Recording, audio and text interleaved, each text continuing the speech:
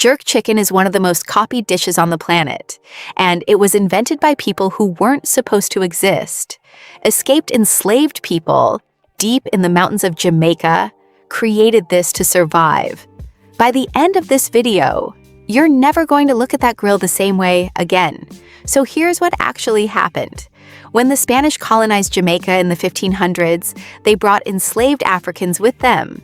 Then the British showed up in 1655 and took the island by force. And in the chaos of that invasion, the Spanish did something wild.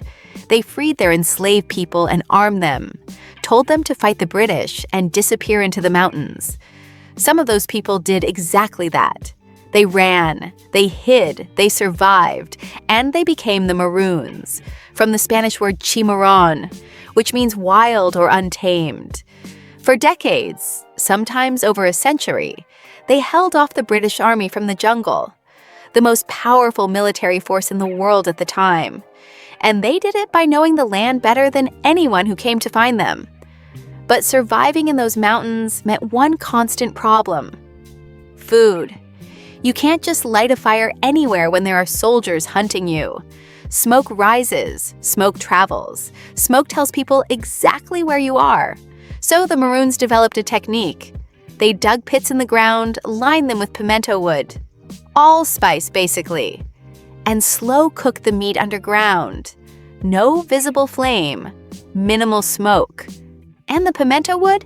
It flavored everything.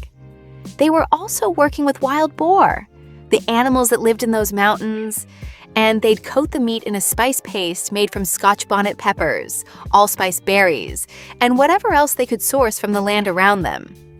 This wasn't a recipe. It was a survival system. Every single element of jerk chicken's flavor profile came from a specific practical need to stay alive and stay hidden. Okay, pause. Think about every jerk chicken you've ever eaten. A cookout, a festival, a restaurant. Every single one of those meals traces back to people hiding in a jungle so they wouldn't get killed. That's not a fun fact.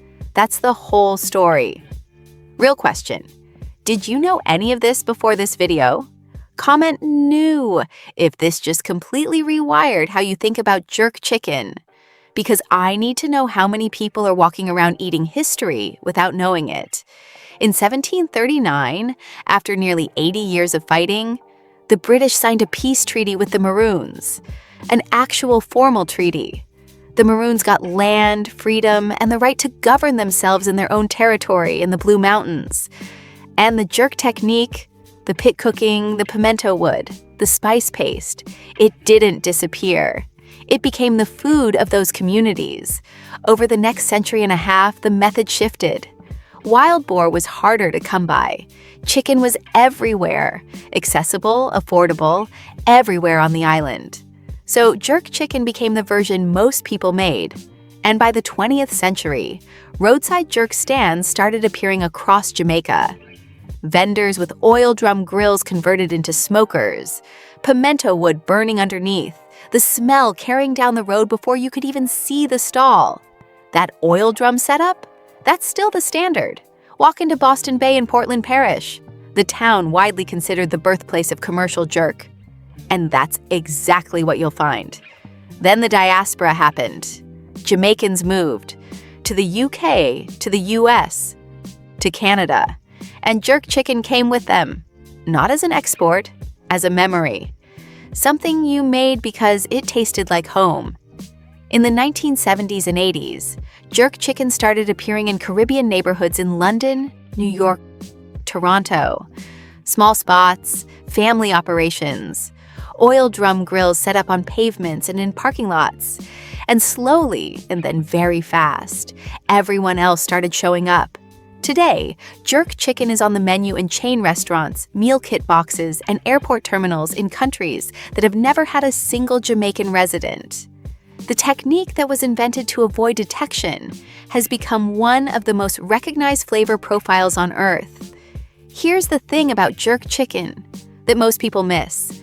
The flavor isn't just about the spices, it's about the wood. You cannot fully replicate jerk chicken without pimento wood. Full stop.